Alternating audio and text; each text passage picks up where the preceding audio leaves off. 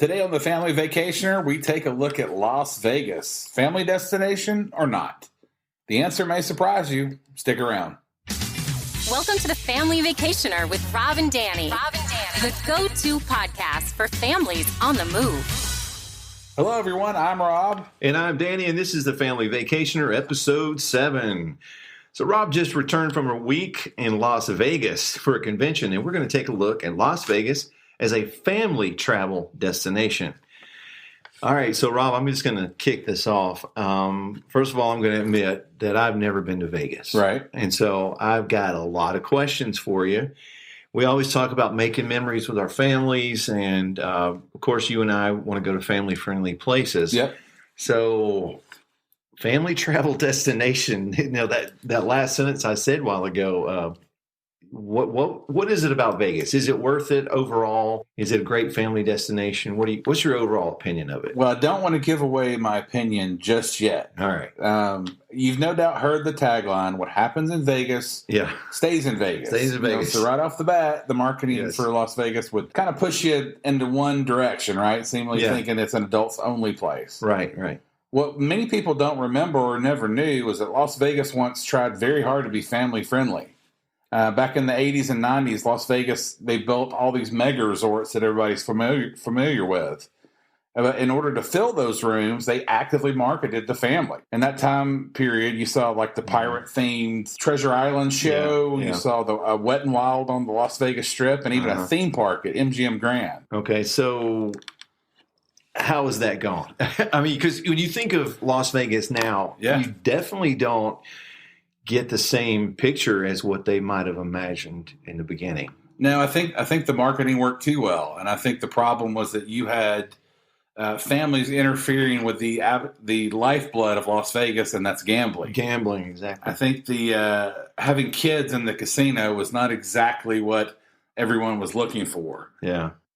So you think maybe that the backlash of that caused what we think of now, or I think they focused on their core group, which is the gambling public, and it turned it into the whole, adults only Sin City moniker that we have now. But the thing is, Las Vegas still has 150,000 hotel rooms to fill up every night. Now, give or take, when they're building a casino, building a resort or imploding one that can go up or down. But that's a lot of rooms to fill every night. And there are a surprising amount of family-friendly things you can do in and around Las Vegas. Well, okay, 150,000 hotel room. That's obviously you're talking about all the hotels together in rough, more or less. But, are there that many people in Las Vegas? When you're walking down the street, is it shoulder to shoulder? Yes. Yes. Wow. So pretty much all the time, during the day, at night, absolutely. It is. It's packed. You have to think of all the conventions that are in Las Vegas. And that's another thing that's I would say is the lifeblood of Las Vegas is conventions. Yeah. They have what they call convention season. So that's a defined period during the year. There is an off season in Las Vegas, the summertime, for example, because of the extreme heat there. Yeah. I've actually been in the summer when it was 118 degrees.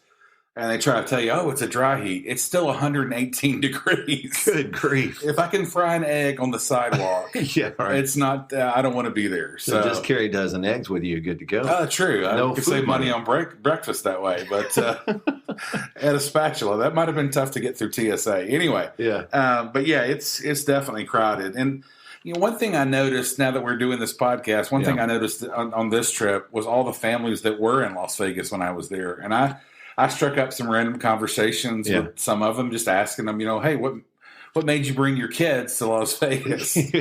What are you doing here with those? Are you crazy? It's like that Reese Witherspoon in Sweet Home Alabama. Oh, a baby in a bar. Anyway, but a lot of them said that they were in town for a convention or an event, and they just brought their family with them. So that makes sense. Yeah, that makes sense. Yeah, I imagine it's a huge convention city. But how did the whole family-friendly thing work out? What is there to do that is family-friendly? All right. Well, one thing that I definitely recommend is your own form of transportation. I feel like if you have a rental car, that puts a lot of the things, a lot of the areas surrounding Las Vegas into play. Like, for example, you've got Red Rock Canyon, the Hoover Dam. That's a very popular place to go look at. Even Zion National Park, which is really a short 2.5 hour drive from the city. And I would avoid walking on the Strip with your family at night. This is what I want to hear about. At all costs. It's just a different, it really is an adults only atmosphere at night. Even during the day, your kids will see a lot of things that they're going to cause some really uncomfortable family conversations. Okay. And it's just, you got the guys that are trying to hand you their little cards, for prostitutes and strip clubs, and they're not supposed to do that to children, obviously. It's just, again, it's just something that if you can't avoid it, why wouldn't you? And that's the thing, you're walking around with your family. I was recently in New York with my youngest daughter, and you're right there on Times Square, right? And you got these ladies who are walking around with short shorts, but their tops are painted on, right? Yep. It's a little weird, right? I think that's just something the listeners out there need to know, is that they may be in an uncomfortable situation. Absolutely. But if you've got a rental car, you can go places. You don't have to worry about paying for a cab. You don't have to worry about Uber. And that's one thing that I'll point out. Uber and Lyft, they really relegate those folks to the parking garages as opposed to dropping people off in the front of the resort like the cabs are able to do. So there's a nice big cab lobby in Las Vegas where they were able to get that done. So, but that's just something to consider. You're going to have to, if you want to get place to place, you're either going to have to go to the parking garage and take Uber and Lyft, or pay a little bit more for a cab. Yeah. Okay. Well, all right. So with all that being said, one of the things I wanted to know about are family-friendly offerings. We covered where to avoid and what time in the Strip and all that. But in terms of like things to do, what did you find while you're out there? There are a surprising number of family-friendly things to do. Circus is still there. It's an older casino. It does feel a little dated at this point, but it still has the Adventure Dome. It's 5 acres, indoor amusement park, many kid and parent friendly activities. They've got roller coasters, arcade games, even a skating rink. Okay. The rides are priced separately, but you can purchase a regular pass at $33.95 for riders that are 48 inches and above, and a junior pass for those that aren't quite to 48 inches. And that's pretty standard across rides. Disney World, Disneyland, 48 inches is kind of the bar for a lot of those rides. Well, now, okay, so $33.95 for riders over 48 inches. And now you buy this pass and it's unlimited for a day, or? Yes. Yeah, that's a day pass. That's a 1 day pass. Mm-hmm. All right. Yeah. And speaking of roller coasters, let's swing it over to New York. They've got the Big Apple coaster. So that's a fun roller coaster. At one time, I can't remember how many roller coasters they had active in Las Vegas, but at what used to be the Sahara, they had a NASCAR themed roller coaster that was my favorite. Yeah. It's not there anymore, but New York, the Big Apple coaster is still there, and it's still fun. It's got an arcade up there as well. The coaster costs $15 for the first ride, and then you can re-ride it for $8 for a return trip. Well, I'm sorry, I've never been. What is the Big Apple coaster? So it is a roller coaster that actually starts you off and ends you in the hotel, in the resort. Oh, okay. And you go outside and you go for a loop or two. It's a fun coaster. I mean, that's cool. Yeah, absolutely. Are you a coaster person? I am not as much as I used to be, but gravity has a bigger hold on me than it used to. But yeah, I still enjoy it. And then what I don't enjoy, but other people seem to, they have the High Roller Observation Wheel. It's a big Ferris wheel. Yeah. At the Link, it offers really cool 360-degree views of Las Vegas at 550 feet above the ground, which means I will not be riding that. No, thank you. Kids under 7 do ride for free. and there's a little bit difference in price between day and night. It's $22 a person for an adult, and $9 for young people during the day, and then $32 for an adult and $19 for youth at night. I'm sure the views at night are spectacular. I just have no interest in being up there. I mean, are you one of these guys that hates heights? I don't like heights. No, I cannot do heights. I'm terrible. I used to, but again, like I said, gravity's pulling me down a lot more than it used to be. But at the link too. Yeah, they have an In-N-Out burger, which is, if you've never eaten there, it is fantastic. I think now that used to Vegas only had one.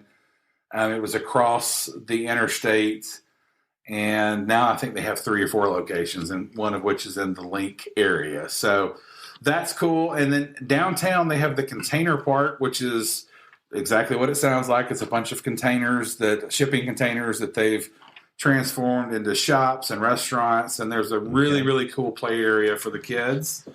And then we have the Excalibur, which is the big castle in Las Vegas. Yes, if you've been to medieval times, it's got a Tournament of Kings type dinner and show there, so that's pretty cool.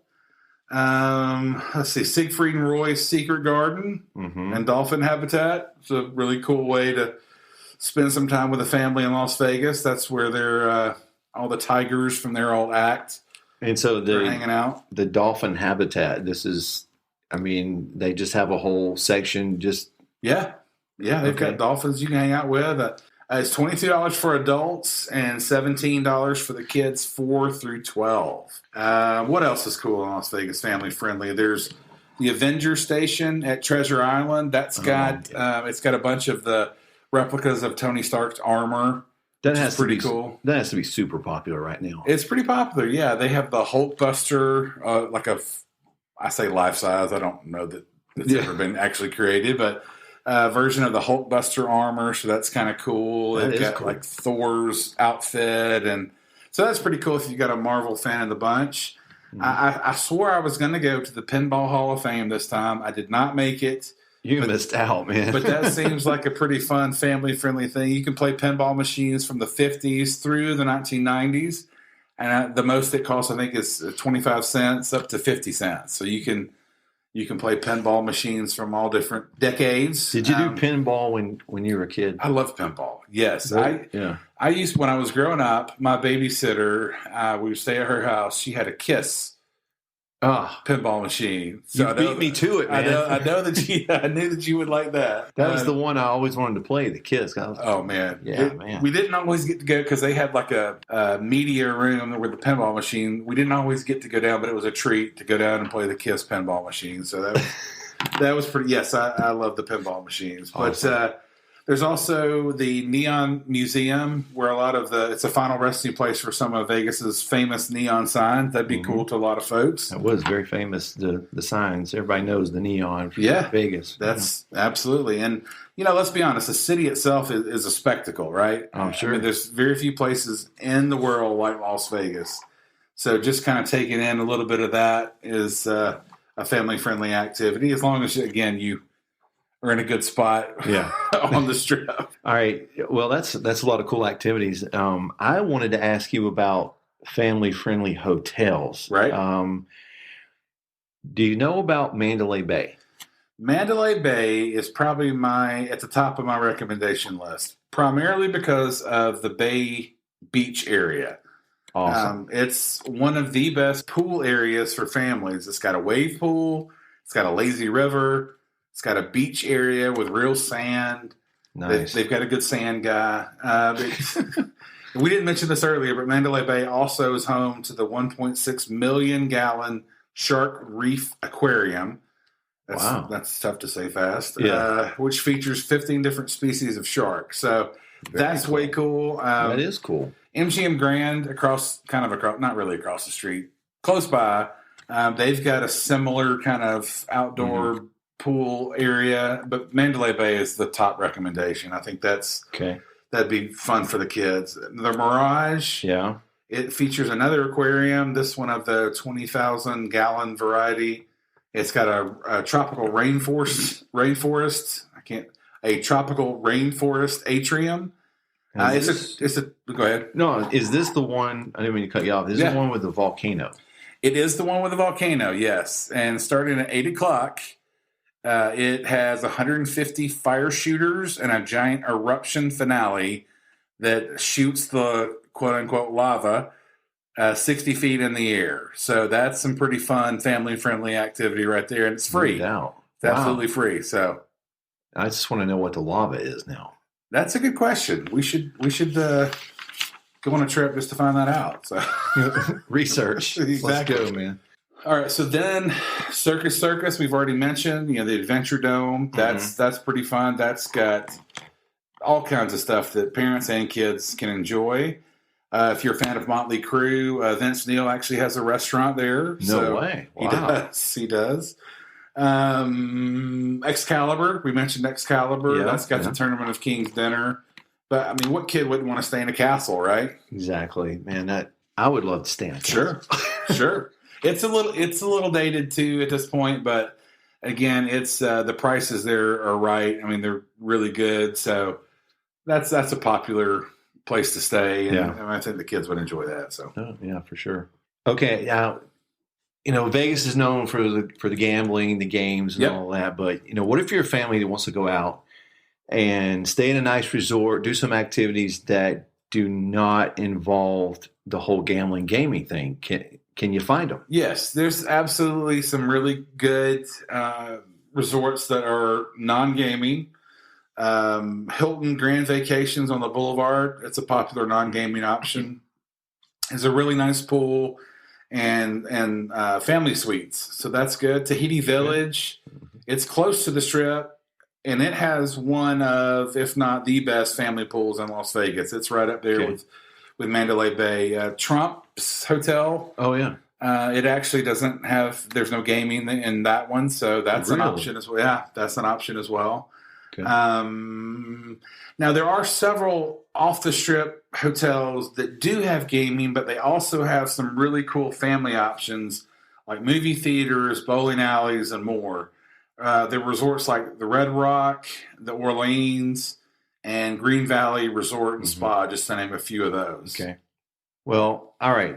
So I'm going to take a break. After all that, I guess our listeners are probably wondering, what is our verdict? Right. Is it a family destination? Is Las Vegas about families? Well, our answer is going to be coming your way right after a word from our sponsor, The Language Tutor. Stick around.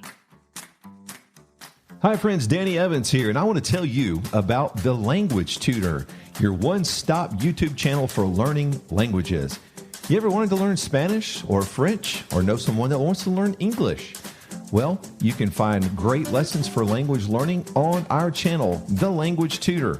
Just simply go to YouTube and type in The Language Tutor, and you'll find our channel there. Make sure you subscribe to the channel and click that notification bell so that you'll never miss any of our great lessons that come in every single week. I hope to see you on The Language Tutor. All right, Rob, what's the verdict? All right, so my answer to is Las Vegas a family travel destination? It can be. Yeah. And I know that's a cop-out answer. No. It's true. So in all honesty, I don't know that I would plan a family vacation to Las Vegas. Yeah. And that has a lot to do with my family and what we enjoy doing, and all that goes into the considerations when we're planning a family vacation, including the fact that I've got a 3-year-old. I'm just not sure that I'm ready to expose him to all Vegas has to offer, right? And walking with a 3-year-old for 50 miles. Exactly. Or pushing him more likely in a stroller. Yeah, exactly. For 50 miles in a week period. But all that being said, if I was already going to Las Vegas, like a lot of the families that I talked to, if I was going to a convention or if I was going to an event and I could bring some, if not all of them with me, right, I would absolutely do that. And I think what I would do, like we mentioned, I would get a rental car. I would try to do some things, not just in the city on the Strip, but in the peripheral of Las Vegas. I know for a fact that my daughter and my son would love a lot of the Cirque du Soleil shows. We didn't really mention that, but there's a Michael Jackson themed one. There's a Beatles themed Cirque du Soleil. One of the best shows of any kind that I've ever seen. My wife and I saw it's called Le Rêve. It's at the Wynn. It's actually right next to where I stayed at the Venetian on this trip. Yeah. Incredible show. It's a Cirque du Soleil that revolves around water, and there's all kinds of stunts. It's amazing. So I know that they would enjoy that. And, maybe you bring a babysitter along, right? So yeah, exactly. This would be a fantastic city that offers a balance between some family activities and some things for mom and dad to do for date nights. I think, Las Vegas has a little bit of something for everyone. There are several things to keep in mind. Everything, if you're staying in one of the big mega resorts, everything is a long walk in these resorts. As I mentioned 50 miles a while ago, but I got that from you. That's what you really did walk that. I did 50, according to my Apple Watch. Yes, I did 50 miles in 6 days, and I didn't do a ton of exploring on this trip. That was really just from my hotel room in the Venetian down to the Sands Expo. So I did a souvenir hunt for my kids. That was about a 10-mile excursion in one day. So there's a lot of walking. That's something you have to consider, especially if you've got small children. And there's the Disney factor that I talk about when planning vacations. Yeah. Everything is more expensive. Of course. I thought that I was outsmarting the game by ordering Instacart. Have you ever used Instacart? No. Tell me, what is it? So you order your groceries online and they deliver it wherever you're at. Yeah. Well, the problem is that they delivered it to the front. Well, I was thinking, because I had like 2 flats of water, a couple of 12 packs of drinks, some snacks, because I didn't want to pay $5 for a bottle of water or, a Diet Mountain Dew that I'm addicted to. But when I got down I figured I'd just get a bellman, tip the bellman, and take the stuff up to my room, and I'm good, right? Right. Now, they charged me $30 because they considered it freight. You are kidding. No. So that didn't exactly work out as planned, but that's something to consider. Everything is going to be more expensive. Mm-hmm. The convenience items like, again, bottled water or suntan lotion or any of that is going to be extremely expensive. Now, one thing that was different about this trip, at least that I noticed on this trip, is that they have a Walgreens or a CVS. Where I stayed at the Venetian, there were 2 Walgreens and a CVS all very close by. Okay. So that is something to consider. And these were Walgreens that had fruit offerings and like some sandwiches and that kind of stuff. So it may just be smarter to just go to Walgreens and buy the stuff there as opposed to paying the freight. Yeah, I'm not going to get over that for a while. No, I wouldn't either. But I mean, the Walgreens, CVS, they're pretty standard price then.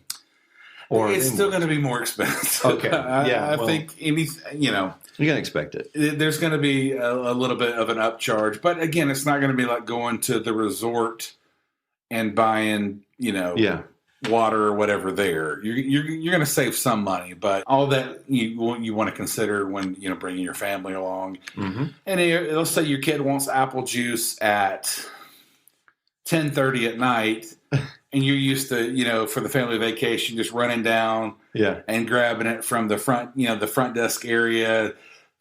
You're talking about like a 30-minute one-way walk to go get apple juice. So all these things you need to just keep in mind if you're going to bring the family there. So all that to say, I definitely can be a family destination. Yeah. It really just depends on your comfort level and what you're willing to expose your kids to or feel like they're at the age where they can handle that kind of visual stimuli. All right, well, that's it for this episode. Make sure you check back with us next week as we share a mini episode on Galaxy's Edge at Disney. Thanks for being with us today. Till next time. Thank you for listening to The Family Vacationer. Make sure and subscribe to hear more of Rob and Danny.